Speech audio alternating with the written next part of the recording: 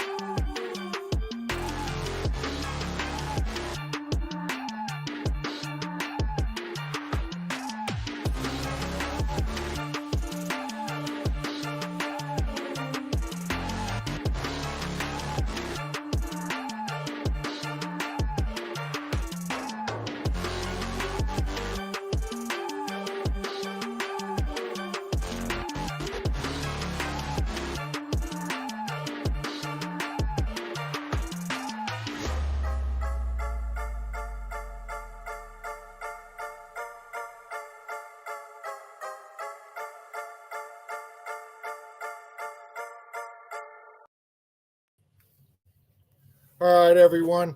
Welcome to the show. This is episode 2. I'm your host, Dan Vachalek, aka Dyhard.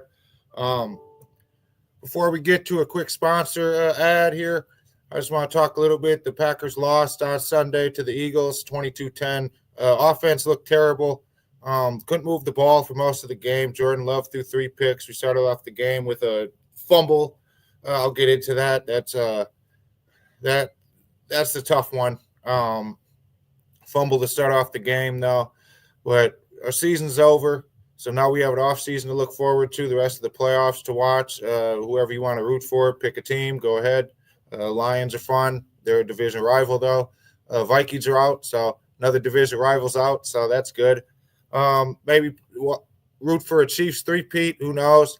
Root for the Texans, root for the Commanders, underdog, playing against the – are they?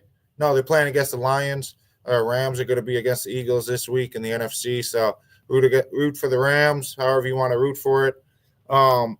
Bucks had a nice victory last night, 130 to 115. Giannis had a triple-double. Sabonis almost had one.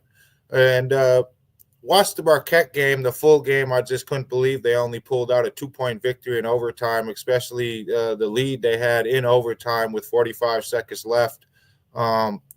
I got to play better. We'll dive into that a little bit tonight as well. I want to do a quick shout out to Planet Jerky and Seal the Deal, our 2 main sponsors. So we're going to take a break, listen to their ads. They got a quick message for us. I just want to know that you're listening to the Wisconsin Whistle and IE Sports Radio, your direct feed for all that is sports.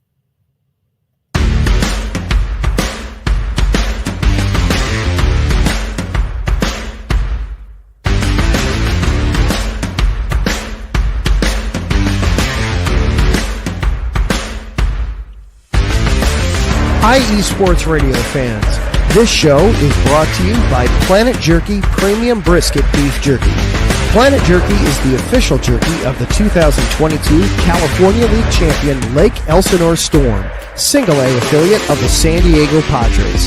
This all-brisket jerky has gluten-free options, contains no MSG, no sodium nitrate, is low in sugar, and high in protein. Go to their website at planetjerky.net and follow them on Instagram at Planet Jerky. Planet Jerky, the jerky that's on a whole other planet.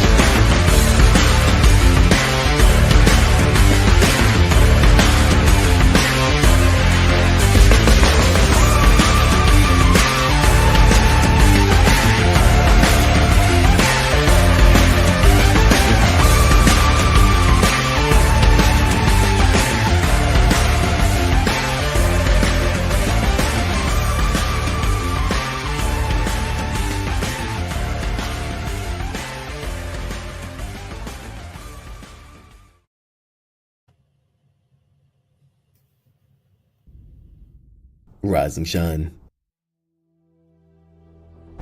It's 4 a.m. The stars are still out. The sun is beneath the horizon, but it's time to punch in and go to work. The comfort of your warm-ups turns into the grinding out of your reps as the clinking and the clanking of the plates create a symphony of euphoria. There's no other feeling like it. Earn it, burn it, and take what's yours. IE Sports Radio has proudly partnered with Vital Apparel, a brand that not only fits great, but also promotes and donates to mental health research. Use our code IESR to get 15% off their comfortable and inspiring gym wear and help them on their amazing journey to support mental health. Go hard, take part in your iron therapy, and be strong. Because when your mental health is as strong as you are, there's no telling how far you'll go.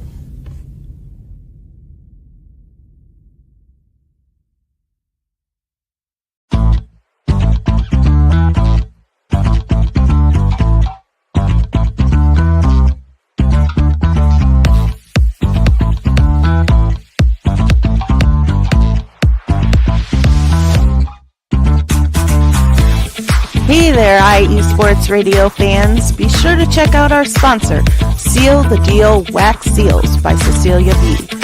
You just finished your very own wedding or baby shower invitations and you're looking for that extra special touch? Maybe you just wrote a letter to a relative or a friend and you want to add to their smile when they receive it. Then seal the deal with Cecilia's handmade sealing wax stamps for your invitations, letters, and gifts. You bring the deal, we'll bring the seal. You can find them on Instagram at sealthedeal_wax stamps and on Facebook, Seal the Deal Wax Seals.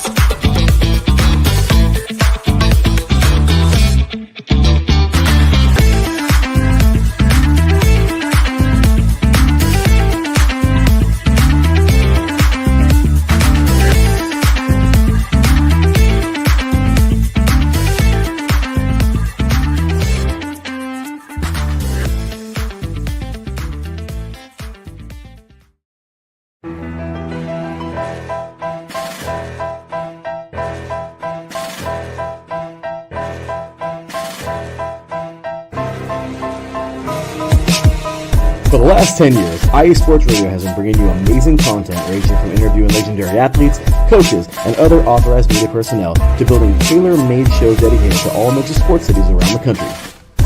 Make sure to follow us at IE Sports Radio on X, Instagram, Facebook, TikTok, and YouTube to keep up with the latest in sports and with all of our shows. Also, make sure to check out our daily updated website at iesportsradio.com. At iesportsradio.com, you can see our daily show schedule and check out all of our show pages with personal bios to learn a little bit more about each of our awesome hosts. In addition to our show pages, you can catch the IE Sports Radio blog, Hall of Fame, Fans of the Month page, and our merchandise shop including t-shirts, tank tops, caps, long sleeves, hoodies, and more. For now over a decade here at IE Sports Radio, we've continued to be by the fans, for the fans, and we thank you all for your support and for making IE Sports Radio your direct feed for all that is sports.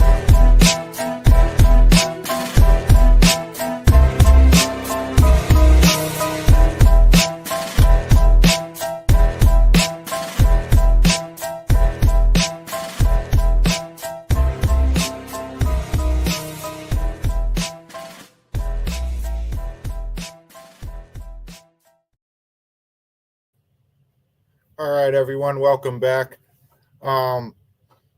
So let's just jump right in here. Sunday was not fun from the jump at all. Opening kickoff, Packers choose to receive. They get the ball. Helmet-to-helmet collision that wasn't called, and we have Keyshawn Nixon fumbling the ball. Now, watching the game and the TV view that we had was a fumble recovered by the Packers. However, the refs didn't seem to have that view on the field. How? I don't know. How they don't have every view plus more that we don't have makes absolutely no sense to me at all.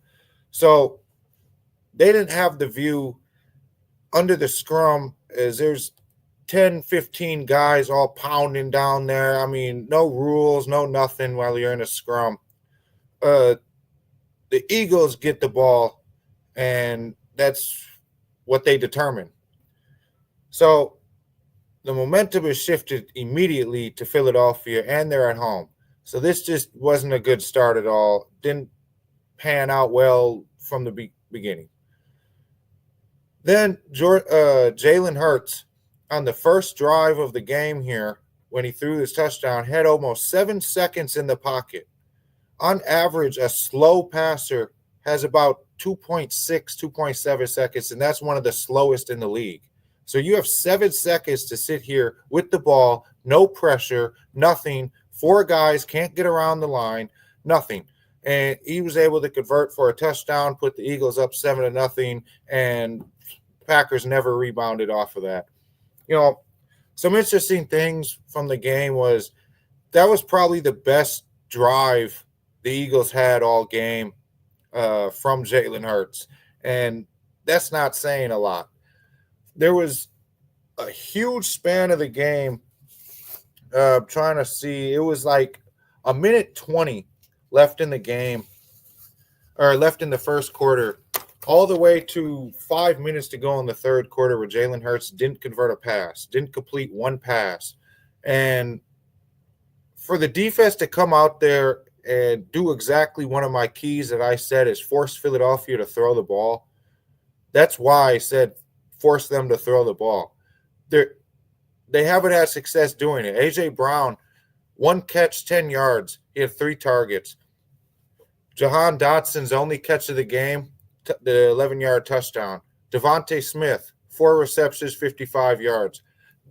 The receivers really weren't doing much at all. Saquon, yes, he had 119 yards, 4.8 yards per carry, but they shut down the passing game. The defense, Packer fans know this. We all know this. Year in and year out with Favre, especially with Rodgers, our defense sucked in the postseason. They were awful. Against the Cardinals, they let first play, I think it was first or second play to Larry Fitzgerald, touchdown immediately. Continuous 45-plus point games that we allowed to go on. The 49ers, Colin Kaepernick ran all over us. We could never stop the 49ers. Even last year, against the 49ers, their special teams killed us too. And that was the start of this game, the special teams killing us as well. But forcing Jalen Hurts to go pretty much over half the game without a completed pass is impressive. And the Packers did nothing to take advantage of that. Through 3 quarters of the game, the Packers had a field goal. If they would have made the other one, they would have had 2. But Jordan Love was worse. 37.1 QBR for Jordan Love. 3 interceptions. The last one, at that point, is it that big of a deal? I'm always in the belief when you're playing a professional sport from an athlete or a team perspective or a coach perspective that if you let the game go into the hands of the officials, you weren't playing well. You should never let the officials have any say-so in determining the outcome of a football game because your play should already determine that. Yes, referees are human beings. While we do have replay assist in New York to help, they're going to make mistakes. They're going to say, holding on the offense when it was supposed to, there wasn't a holding, or pass interference and there wasn't a pass interference, or not throw the flag when they should have. That happens. And to let the referees determine any point of the game or a comeback for the game you should never leave that in the hands of the referees of another human being. You always control and dictate your own outcome in life. It's the same in sports. You control and dictate your own destiny by performing, coming out there and winning football games, by playing right, just by doing what you're supposed to be doing. The Packers had a ton of mistakes. We had 85 penalty yards, which is the most all season. That's a season high for penalty yards. In a playoff game against one of the best defenses in the league, if not the best defense in the league, you're not going to win. 212 total passing yards for Jordan Love, 6.4 yard average, 41.5 rating. I don't really know why he just couldn't get anything going. Now, okay, let's say, he didn't have Watson. That's a difference. Yes, but we haven't had Watson for multiple games, and he still performed. Dobbs went out, okay, but the problem before Dobbs went out, we still had problems. Reed went out, we still had problems before, after, all of that. Unfortunate for Dobbs. That looked like a rough hit. I mean, not so much a hit, but how he landed. He just dealt with a concussion. He was wearing the Guardian cap, and then he needed assistance getting to the locker room. It looked like his feet was wobbly. He did a clutch fist. If you ever see clutch fists after somebody has a head injury, that usually means concussion, or a head hit. That usually means a concussion or a head injury. We saw that with Tua Tagovailoa last year. That kind of brought the forefront to that clutch fist motion of paying attention to that. Just seeing, hey, he's got a clutch fist. There's a head injury. Jalen Hurts did go to the medical tent. I said he was going to go there at some point in the game. Didn't want him to, but I knew it was just going to happen. You just missed 3 weeks with a concussion. You're not all 100%, a little rattle. You're going to go back. Over 10 plus air yard throws, which is any throw that's actually 10 yards or longer. Jordan Love was 3 of 11, 3 interceptions. All his interceptions were on it. 58 total yards and a negative 14.6 completion percentage over expected. That's not good. I'll show this comment. Packers blew it. They did. They completely blew it. Jordan Love mainly blew it. The offense just didn't do what they're supposed to be doing. So on his 3 interceptions, the first one was a contested 50-50 ball to Wicks. Darius Slay picked it off. There was check downs. Could have scrambled a little bit, moved around. There was check downs. I believe there was a all 22 video I saw on Twitter the day after the game that showed Tucker Kraft open across the middle, about 3-4 yards downfield. Why aren't we throwing there? Why aren't we checking the Jacobs? Check another receiver. That's been the problem with Jordan Love this season. Noticed it last year as well, but this year he likes to throw the deep passes. It kind of came to a forefront after there was a lot of noise last year and earlier this year about, he's just doing dump-off passes. Well, those work. Drew Brees made a fantastic career in New Orleans doing that. Sean Payton loves that stuff. But those work.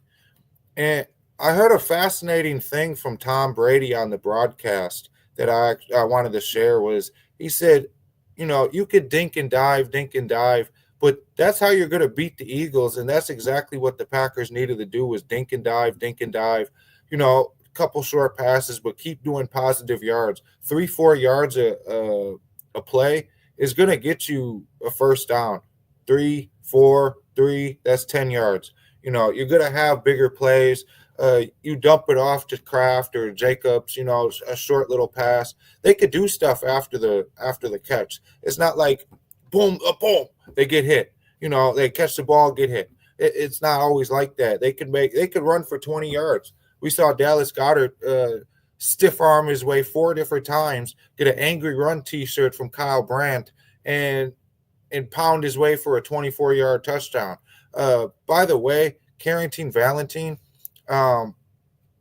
hopefully you're watching. If not, I hope you see it afterwards. But please hit the weight room. That was not impressive. Just start lifting. Do angry lifts. I don't know. Do something. But you got basically pummeled, ran over, and then just shoved to the ground like you were 5 years old. So that was embarrassing as well. Here's another comment. I see. I'm gonna try to start using the comments a little more. I like to get fan interaction and people interaction is fun. This is a Steelers fan, and he has pain. I know exactly how he has pain because it's interesting. The Steelers and the Packers were both listed in the same category in a meme I saw actually Monday. It said the Packers and the Steelers are fantastic teams during the regular season, some of the best regular season teams with great players and 2 of the best regular season coaches. Mike Tomlin still hasn't had a losing season in 18 years with the Steelers. Matt LaFleur, just awesome during the regular season as a coach, one of the winningest coaches in history for the first, I think, 5 or 6 seasons. Playoffs come, I don't know what we're doing. I don't know what's going on. Here's another question. Did Jordan Love have a worse weekend than Justin Herbert? Maybe. Justin Herbert had 3 interceptions on the entire season. He had 4 against the Texans. I'd say, yeah. I'd say Justin Herbert had the worst. Had a worse game. 4 interceptions. Didn't take advantage of anything. It was a game where everyone thought the Chargers would have come in and win. I even predicted 27-10 Chargers win. That was completely wrong. Just a lot of wrong things for the Chargers. But Jordan Love's game was really, really bad. It wasn't even really the blocking for Jordan Love either. He had only 2 sacks. He was able to move around the pocket. There was some stuff where he got cute, though. I remember, I believe it was like the 3rd or 4th quarter. He had room to run up the middle. He could have just ran up the middle. But instead, right before he got to the line of scrimmage, he tried to throw this rifle rocket pass. I believe it was to Kraft or somebody on the left side along the sideline. But there was a defender literally on top of him. So instead of running and sliding for 2-3 yards, at least it's positive, he risked interception, a hit and fumble, or the ball being a fumble because it went backwards on the no catch. Just poor decision making all around, and I don't know what that is or what that means. But he just has to improve, and LaFleur even said that he's looking for Jordan Love to be a vocal leader next year. Also, the thing with Jordan Love is that he's going to really have to rely on himself to improve next year. And that's because Tom Clements, their quarterback coach, is retiring, I guess. Officially retiring now. He's 71 or 72 years old. Matt LaFleur said in his post-game press conference, not post-game, but season wrap-up press conference, Connor Lewis, the assistant QB coach, or Sean Mannion, the offensive assistant coach, could take over for them. Packers had 370.8 yards per game, which was 5th in the NFL. They didn't reach that their last 3 games. And that's why they lost. They weren't doing well on offense like they should have.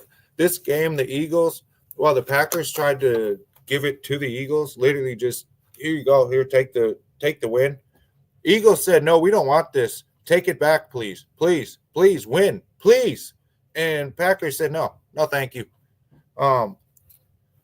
Back to Jordan Love's interceptions.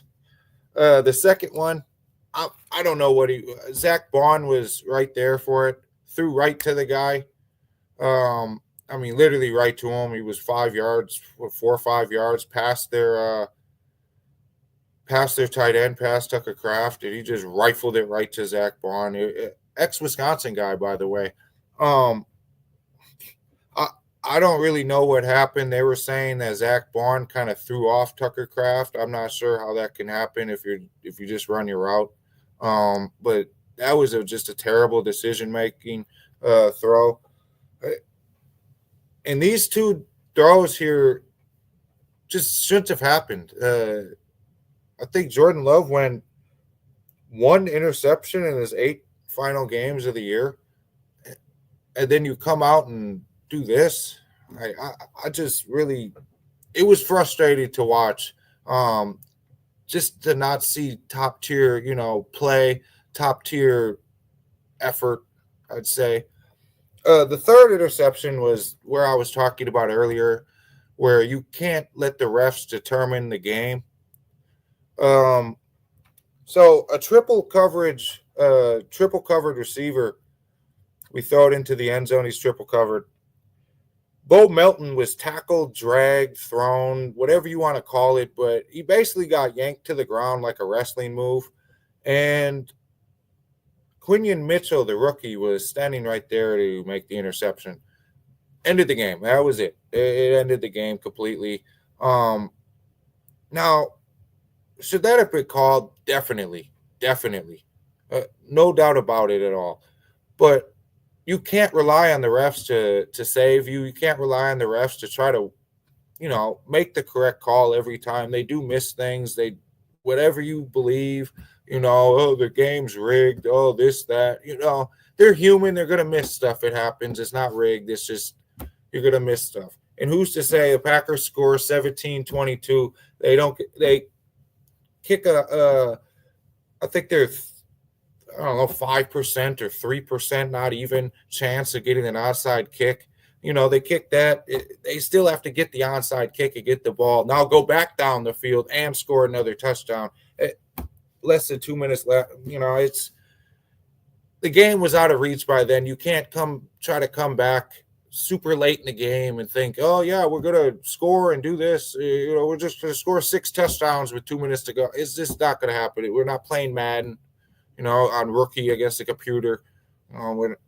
It's just not happening. It happened against the Vikings, too. Came out 8 minutes to go with the game, and now we want to play football. You're not going to win the game. It's not going to happen.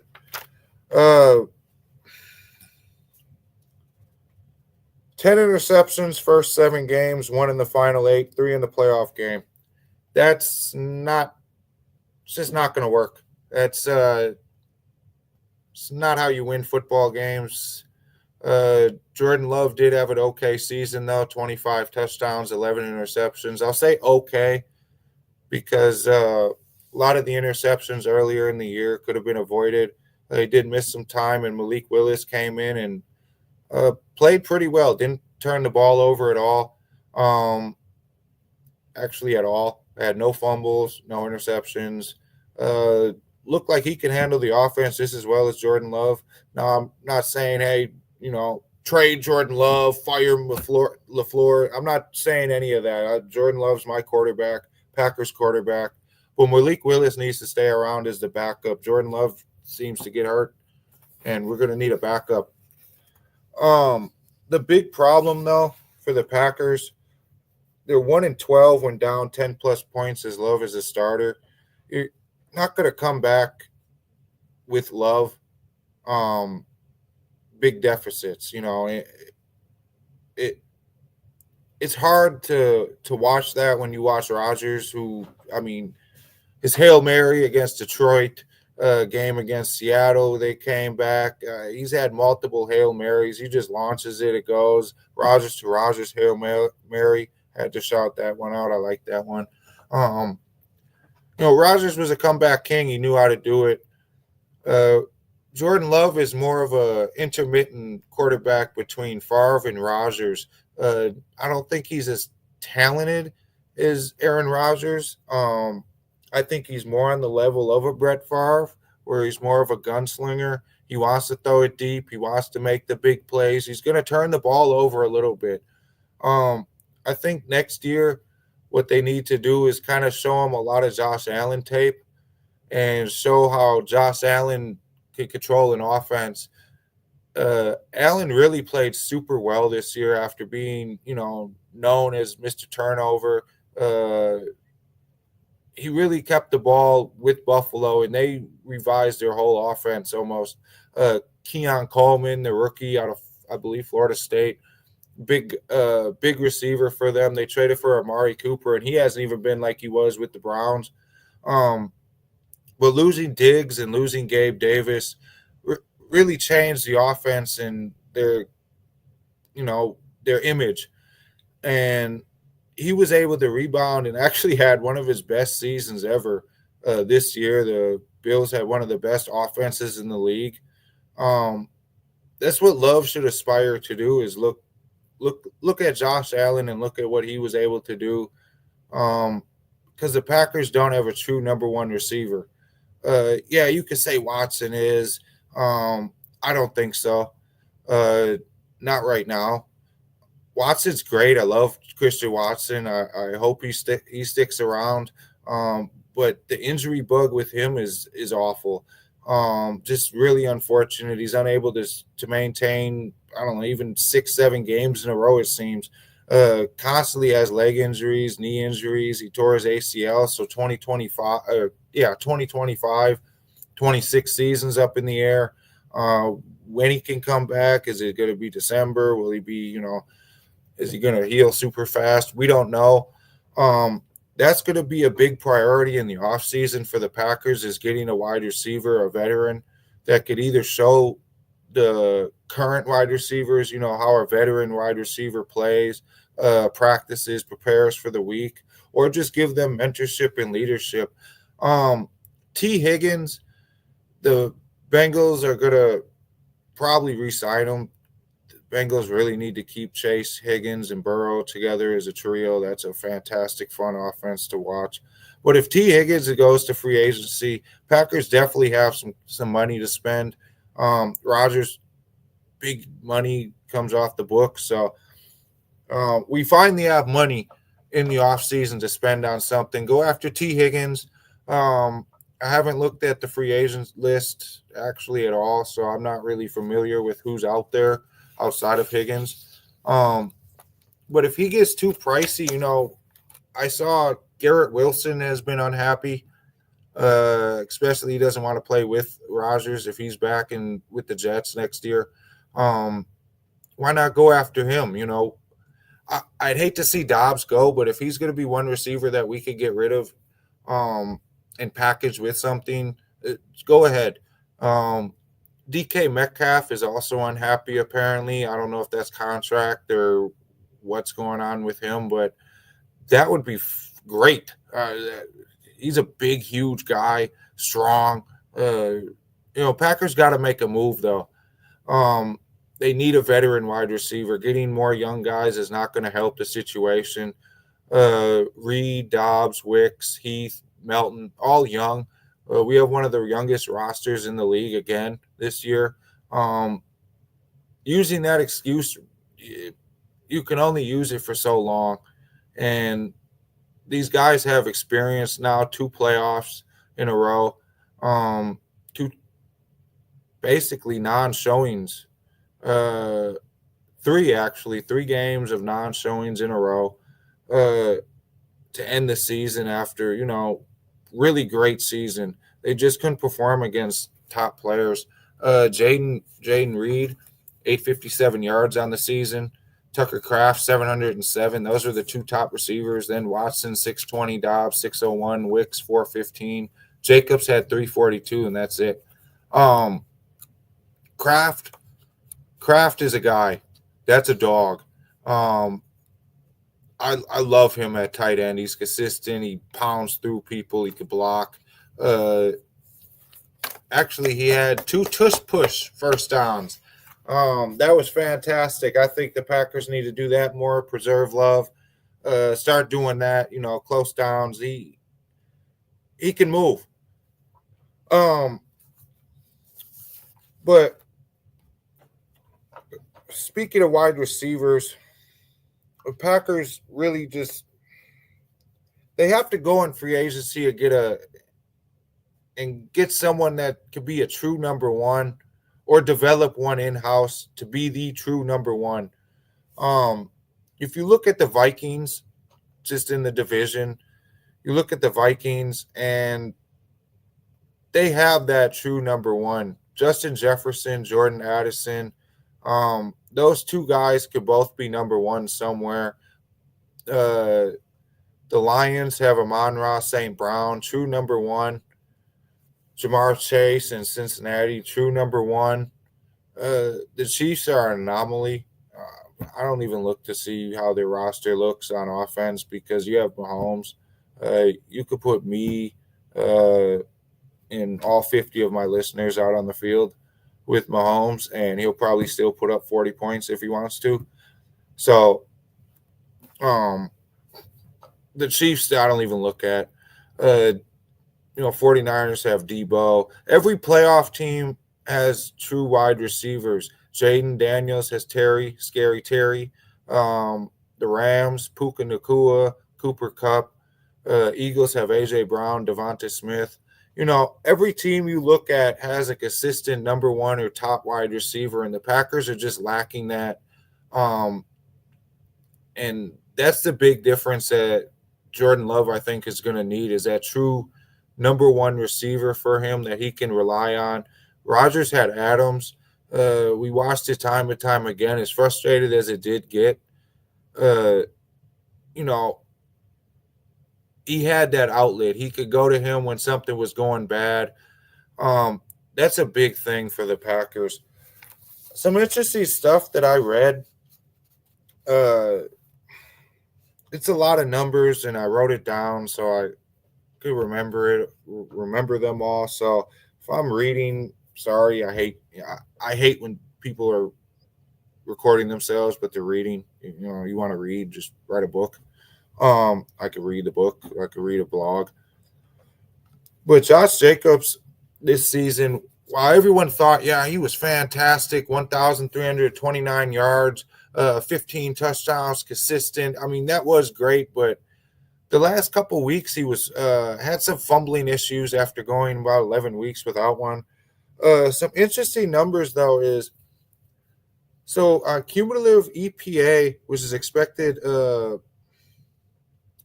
I can't even think of what EPA is. I'm sorry, drawing a blank. But on expected EPA, expected points added, sorry. I can give you a breakdown on what it means exactly, but I don't have time for that because that's probably a 20-minute gig. So on cumulative EPA from NFL Next Gen Stats, Jacobs was 135th this season. 135th. There's 32 teams in the league.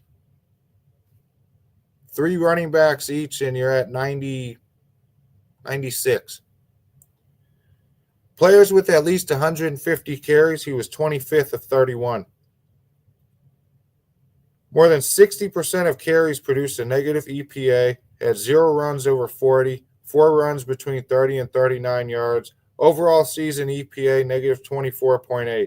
And he faced a loaded box 29.6% of the time. That's kind of a problem. Against Philadelphia, Jordan Love had 9.3 average yards to go per pass attempt. He basically was throwing 1st and 10 every time. 2nd and 10, 3rd. He was basically throwing with a whole, new set of downs when he was throwing the ball. I said you had to get Josh Jacobs going to win the game. That didn't happen. 50 yards on 17 carries if you disclude that 31-yard angry run that he had late in the game before he scored the touchdown. That's not going to win you games either. Um, it's just not. You're not going to win if you can't perform. And he had a -1 EPA, which isn't awful, but that's still negative. You cost the team 25 points this season, though, on overall expected points added, -24.8. Now, in comparison, as you say, oh, well, maybe that's the Packers' offensive line. Maybe that's, on the Packers more. Wilson, Brooks, and Lloyd. Manuel Wilson, Chris Brooks, Marshawn Lloyd, who didn't play much this year. I'm looking forward to him next year, but he dealt with a lot of multiple injuries. They had a combined plus 8.3 EPA on 145 carries, and they faced loaded boxes 31.7% of the time. So 2.1% more loaded boxes, which is harder to run against, and the backups did better than the main starting running back. I don't know how much, you could read into these stats, but it's definitely eye-popping to see a 32 plus points differential. That's significant. That's a game. That's a full point game in differential there. The good positive thing with Jacobs, though, is he had an expected 3.7 yards per rush. He had 217 rushing yards over expected on the season, which was 5th in the NFL.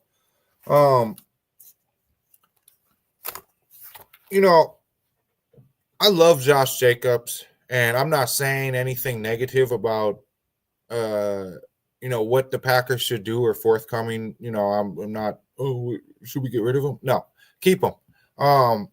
He had something that he said. He said, we're going to be unstoppable next year. And I definitely agree with him. I loved having him here this season. 1,300 yards rushing, 15 touchdowns, fun to watch, fun guy to listen to when you do interviews. Workhorse, 301 carries.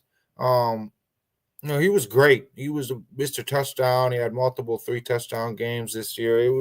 He was fun to watch, and it's disappointing to see him not be able to continue that stretch in the postseason. But Jacobs loves it here. I look forward to him next season.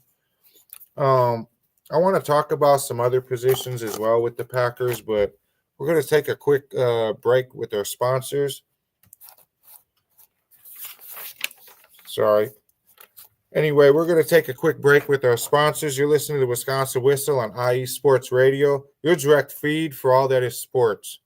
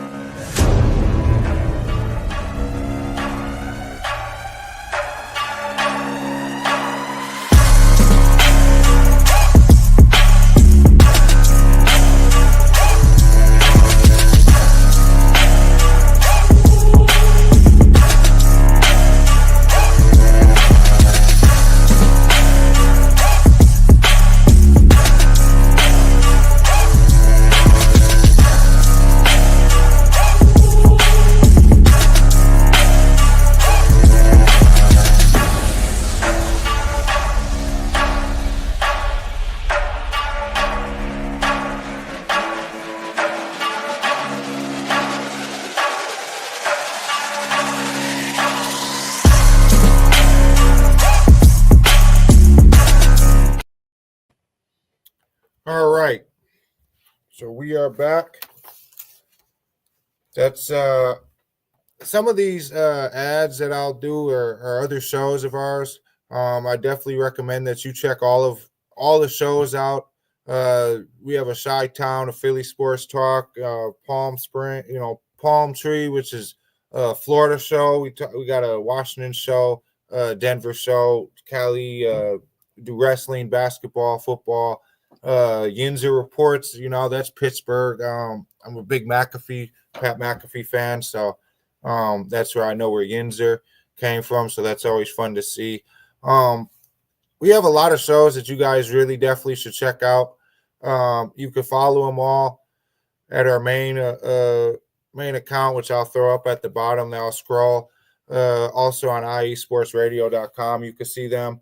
But I definitely recommend checking out all our other shows. We have some stuff that we're planning for the Super Bowl and some other stuff coming up in 2025. So I definitely recommend, you staying tuned to our Twitters, watch for news updates and everything like that. So I want to get back to the Packers. Offensive line really is we need depth. That's the big takeaway that I'd say.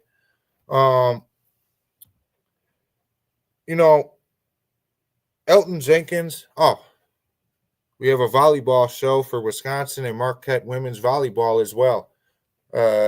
T-Ron, hopefully I pronounced your name right. He's the host of that show, so I definitely recommend checking that out. I'll be checking that out as well.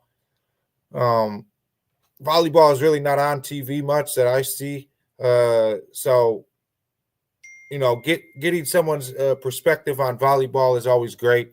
It's a very popular sport to play. I drive past it all the time in Milwaukee, just beach volleyball and stuff. So I definitely recommend checking out his show as well. Listened to it last week. It's a great guy. So definitely recommend checking that stuff out. Back to the offensive line. Elton Jenkins went down early. Shoulder just went down real fast.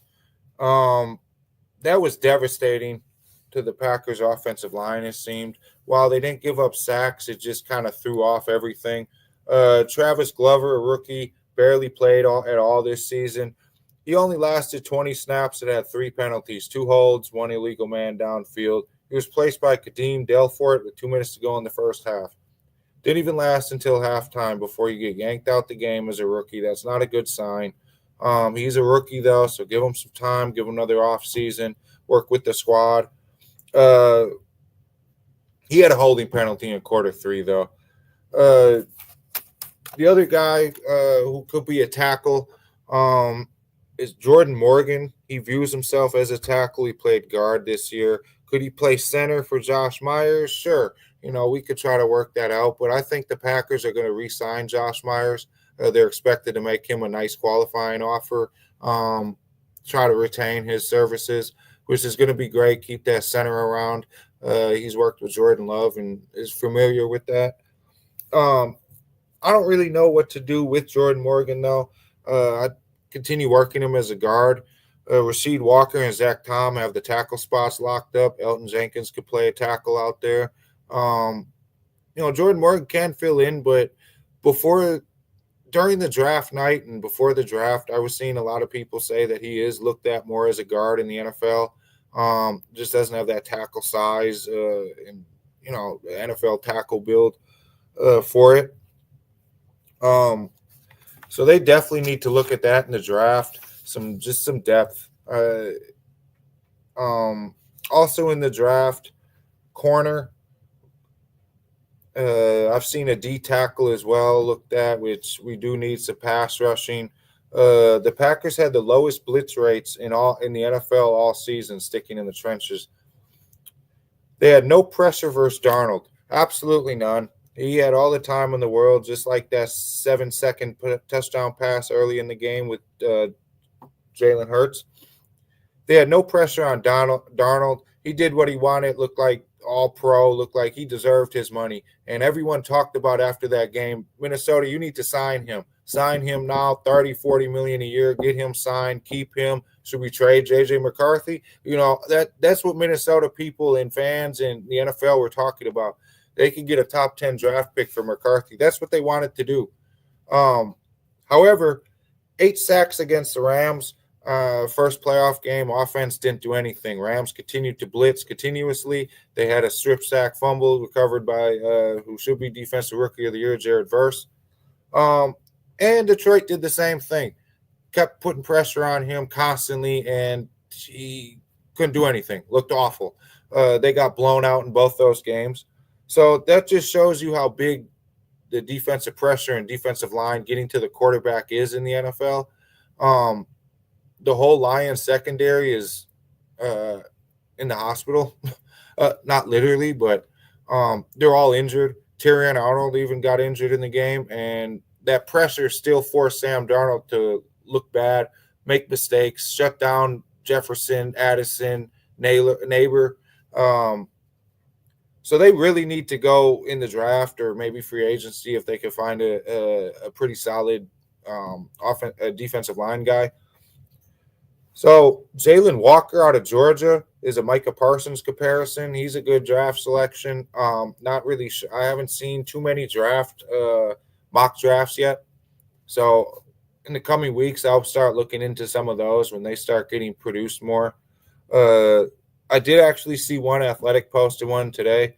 Well, I saw it today at least. I'm not sure if it was, but they had Tyleek Williams, a defensive tackle from Ohio State. So January 20th, Ohio State's going to play Notre Dame in the national championship. Pay attention to Tyleek Williams. He could be a potential Packer. Extremely disruptive, and that's a defensive tackle, which I have no problems getting more of. Another guy was James Pierce Jr. from Tennessee. He's a speedy pass rusher at 7.5 sacks and 18.6 pass rush win rate, which was second best in college. Another need for the Packers when you're looking at the draft is corner. Not really sure what's going on with Jair Alexander. Packers cut him. $6.8 million in cap space has opened up. He's played in 15 of 37 games in the past 2 seasons. PCL injury this year. I'm not really sure what. As I said last week, I'm not sure what was going on with that. Why it didn't get corrected out immediately, but he didn't have any comments after the game against Philadelphia. He says he doesn't know if he's going to be in Green Bay next year. He had nothing positive to say. Eric Stokes is going to be a free agent as well. So some people I saw was Jada Barron from Texas, Siobhan Ravel Jr. from East Carolina, Trey Amos from Ole Miss, or corners that be in the draft the Packers should look at. I'm in the get rid of Jair Alexander boat. Keyshawn Nixon wants to be a CB1 is what he said. Played a lot of outside corner this year under Jeff Hafley, who, as I said in the intro before the show, I saw that the Jets requested to interview him for head coach. Unlike Adam Stenavich, the Packers offensive coordinator, who the Bears requested to interview for head coach, I'd say let Jeff Hafley go out there and interview. Maybe you can see a different philosophy, at least offensive philosophy of the Jets or a different team. Maybe you can spark some, ideas for him. That's not a bad thing. Stenavich, I'm not sure on the rules on this because I've heard that if you're a lower coach and you're going for a higher position, they cannot block you for that. But if you're going for an equal position, teams can block. Now, if that's true, we can't do anything if Stenavich wants to interview. But if we can block, I'd say block that interview. We don't need the Bears knowing anything about us. We don't need any of our people going down there. That's a division rival, one of the biggest rival of the Packers. Huge rivalry in the NFL, one of the biggest ones outside of maybe Pittsburgh and Baltimore rivalry, or Dallas and Philly. But speaking of Keyshawn Nixon, if I could find the quote that he said, there was a interesting quote. He said, quote, "I'm kind of over it regarding this is regarding kickoff returns." He said, quote, "Kind of over it. I don't really want to do it no more. It's going to be talks with the coaching staff and stuff like that, but I think it's over with for me." He said he really liked Jeff Hafley, has a lot of respect for him, and he wants to focus on a CB1. He says CB1s don't return kicks. They just play defense, and that's what he wants to do. And I thought he was okay this year. Nothing, to say, oh, yeah, that's our number one. But I think he has a lot of potential to be a quality corner for the Packers. He really stepped up against the Eagles. And he was a 2-time All-Pro, but this year with the new rules, he wasn't. He had almost 20 less returns this year than in previous 2 years per season, not combined or anything. You know, he had that fumble again. You know, it's not on him. I think they missed a call. He did have, though, an unnecessary roughness call in the fourth quarter, which was just boneheaded. LaFleur was very upset because he takes that as disrespect. TJ Slayton also had one. I already talked about Carrington Valentine, but overall, the corners played well against Philadelphia. Punt after the touchdown, punt, field goal, punt, punt, punt. 4 punts. I mean, that was a great defensive performance. I'm going to leave it at that. That was a great defensive performance. I really was thrilled with that. I just was disappointed in the offense. So this offseason is going to be a lot to look forward to. Wide receiver, corner, offensive line depth, and a pass rusher. Adrian Cooper, fantastic season. I wanted to give him his props. Really emerged as a solid linebacker, physical, could cover, rush the quarterback. I saw him on an all-rookie team. I don't know if that's an official award for him or not, but he definitely deserves it. Fantastic season, and he's going to be a great Packer. Speaking of football, let's switch over to the Badgers. I saw some stuff on Jaron Mock, who was committed to the Badgers for a quarterback. He was last at Wisconsin. Now, physically at Wisconsin, you know, he went there for a visit in that 16-13 loss to Oregon.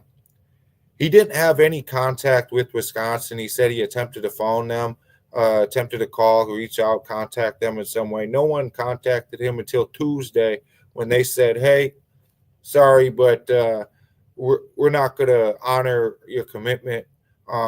You're free to go wherever you would like to go." That's notable because the Phil Longo era is completely shut down at quarterback. We have no more quarterbacks on that roster from the Phil Longo era. It was 2 years, but we could officially move on to Grimes. Grimes' offense is supposed to go back to that physical style of offense that Wisconsin's known for, and heavier personnel packages. So the quarterbacks that all left with Phil Longo. Tyler Van Dyke went to SMU. Braden Locke went to Arizona. His brother went to Sam Houston, where Longo's now the head coach. Mabry Matower also went to Sam Houston. Tanner Mordecai's eligibility ran out. Nick Evers transferred last spring. So I'm really looking forward to these new quarterbacks. Danny O'Neal, who's a San Diego State transfer and is a sophomore. Billy Edwards, redshirt senior from Maryland. Last senior I remember that's notable was Russell Wilson. Fantastic season. I loved having him at Wisconsin. Then we got an incoming freshman of Carter Smith. Some things to really look forward to with Grimes. So the Badgers had 22.6 points per game in 2024, 108th in the nation out of 120. 22.5 in 2023, even worse. Those are the worst 2 years since 91 and 92. Also, there's going to be some changes to the defense. As I highlighted last week, the defensive line is revamped. But nobody on the roster had more than 3 sacks. They allowed 165 rushing yards per game, which is the worst since 2005.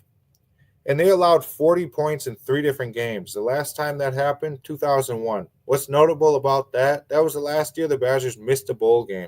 So that's 24 years of consecutive bowl, 23, 24 consecutive years of a bowl game, and now they just missed it this year again.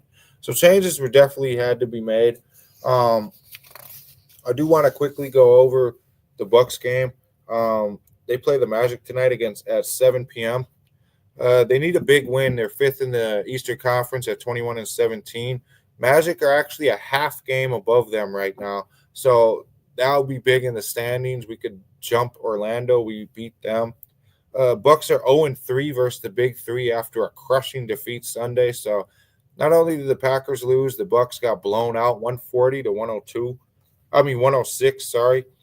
Jalen Brunson had 44. Giannis had a double-double, 24 points, 13 rebounds. But they had some fire under them against the Kings. They won 130 to 115, as I said in the beginning. And Giannis had the triple-double, 33 points, 13 assists, 11 rebounds, was up 20 pretty much most of the game, up 28 at some point. Just a fire start, 21-2 spurt late in the first quarter, really jumpstart the Bucks. And a notable thing is Lillard had a block, his 5th block of the season. Leaped, extended his left hand, and blocked Keon Ellis's layup attempt. Keegan Murray got the rebound. But he missed the putback, and on the other end, Lopez hit a 3 that really ignited the offense. And after that, the Bucks never looked back. Chris Middleton didn't play. Gary Trent Jr., hip flexor strain, didn't play. Malik Monk didn't play for Sacramento. But Dame had 24. Lopez had 21. AJ Green had 16. The Bucks never trailed. So keeping that momentum going against the Magic is going to mean a lot. Yes, it's early in the season. Yes, we're not at the All-Star break. Yes, it's an 82-game season. 21-17 is 38 games. So we're almost at halfway, but keeping an eye on the standings and keep moving up and getting distance away from other teams is really going to come into play when we get towards crunch time. Speaking of basketball, so I watched the Marquette game last night. Watched the full game, and I wasn't anticipating watching the full game. I'll be honest with that. I wasn't anticipating watching the full game. Marquette was up 21-10 early in the first half, and it's DePaul. I wanted to really watch at least the first half and a little bit of the second. I haven't watched too much of Marquette this year. And they're very good. They're leading the Big East, 6-0 Big East record, 15-2 overall record, 7 in the nation. Badgers 24th, by the way. They just got in. They won. They beat Ohio State. They were winning by 17 at half and then won by 2 or 3. But Marquette, after getting out to that 21-10 start, they just kept letting DePaul come back in the game, and an 0-7 conference record for DePaul in I think 27 or 28 straight conference games outside of their win against Xavier in the Big East tournament last season rather. Well, it was last year, but Marquette can't let that happen. Then not only that, but they're up by 7 with 45 seconds left in the game, and they win by 2. In overtime, rather. Joplin, he was 1 of 5 at the free throw line at one point. He ended up 5 of 11. He had 30 points, the leading scorer. Cam Jones, one of the best players in the nation.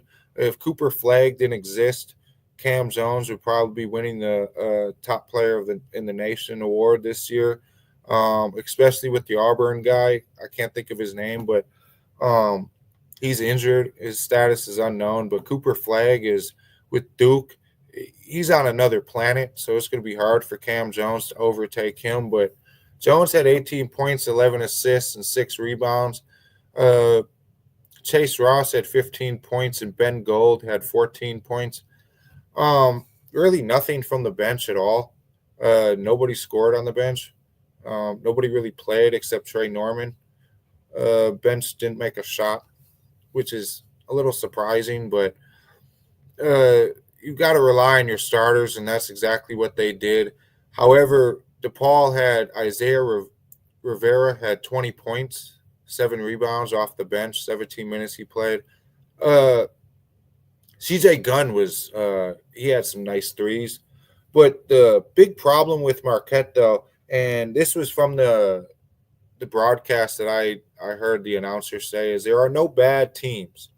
And I agree. When it comes to professional sports and D1 college athletics, I'm not getting into the other divisions or high school because there are bad teams. But Division I athletics, you beat out all these other high schoolers. You beat out all these other college players in different grades of college. You beat out even other schools in college that are in lower conferences, as you're in one of the top conferences in the nation in the Big East. As far as basketball, obviously Kent State and Georgia and football are two different things. San Jose State and Alabama, they're going to recruit. They have different numbers. Middle Tennessee State and in Tennessee are miles apart.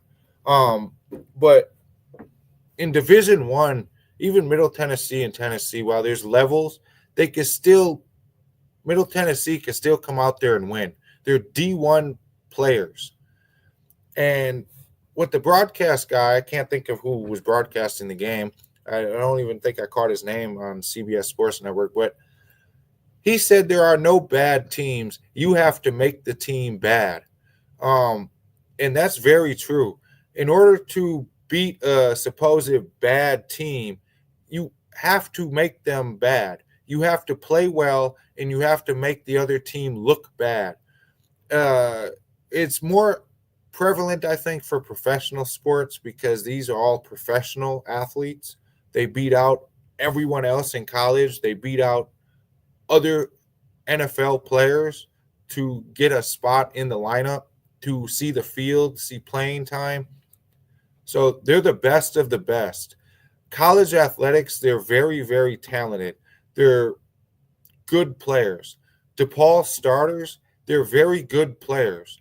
They had to beat out a lot of high school people, a lot of, walk-ons. They beat out a lot of people to get where they are. So you're not playing against, it's not Marquette against some random high school. It's Marquette against another Big East opponent. However, Marquette just kept letting it. It kind of reminded me of last season with Marquette where they let the opponents go on runs. There was a couple 7-0 runs DePaul went on, and that just gave me flashbacks of last year where Marquette would get this lead, and then all of a sudden they just disappear for, 5-6 minutes of the game, and all of a sudden the other team's now pulling away or getting the lead, and you're not going to win games like that. You're not going to win regular season. Sure, you might win some games. They pulled this one out. It's DePaul again. They're not good, but they made them look better. They made them look better than what they are. Once you get to the March Madness tournament or the Big East tournament, even you can't let other teams do that. You can't play with your food. I think that they should have really smoked DePaul, kept that 21-10 energy, and kept pushing, kept running, kept going. That's really what they should have done, but it didn't happen. They did win. That happened, but winning how they should have didn't. And that's just a little disappointing to me because DePaul is not good, not a good team, and Marquette has the talent. They're 7th in the nation. They can compete with whoever they want to compete with. They have very notable wins on the year. They beat number 6 Purdue. They beat they lost to Iowa State, but they beat Wisconsin. They were in control most of the game against Wisconsin when they were ranked 11th at the time. They did lose to Iowa State, but Purdue, they almost won by 20. Purdue was 6th in the nation at the time. That's noticeable when you talk about good teams and comparable in records and their schedule. They have a game now coming up against Xavier on Saturday at 1:00. They beat Xavier last time by 2. So, hopefully they got pissed off at this game and said, we're gonna beat them. They were number 9 the last time they played. Xavier is not the best team either. They're 3-4 in conference play, 11-7 overall. But last night Marquette they just had a bad game, and that happens. But against lower opponents is when it's beneficial to have the bad game. You can't. You in college, especially where seedings and rankings all are important. You just can't let your foot off the gas. You can't overlook the game. Maybe they were looking forward to Xavier. I don't know. Maybe they're looking forward to Creighton, Providence. I don't know, but maybe they're looking forward to UConn again. They play at the beginning of February. I don't know, but you can't overlook bad teams. But the Bucks are about to start, so I want to make sure I catch that game. I hope you guys catch that game. Thank you for listening. Thank you for showing up. Again, we're on every Wednesday at 6 p.m. live. Go for about an hour. I know I went over this week again as well, but tough cookies. I get to keep you a little extra while you're watching. Just remember that you're listening to the Wisconsin Whistle on IE Sports Radio, your direct feed for all that is sports. You could follow our show account on the bottom left right there at Whistle, IESR. That's on Twitter. You could follow my personal account at Dyhard, D-Y, not D-I-E, D-Y, hard on Twitter. And that's where you're going to see a lot of all the sports talks, especially football, but you're going to see me talk about all sports as well as Wisconsin sports. The Wisconsin Whistle page, I'll be posting just strictly Wisconsin sports. I might make some comments about some others, but all strictly Wisconsin sports. And then on the bottom, you'll see scrolling across the main sports page, IE Sports Radio on X. That's the main account that hosts all the shows. Please make sure to listen to some other shows that are on here too. We have great people, great shows. I enjoy listening to all of them. Everyone has a lot of talent here, so make sure to check them out. And make sure to check me out again next Wednesday at 6 p.m. Don't forget the Bucks are on right now, so tune into that. And I want to hear your thoughts on Twitter of the Bucks. Thank you for watching. Again, you're listening to the Wisconsin Whistle on IE Sports Radio, your direct feed for all that is sports.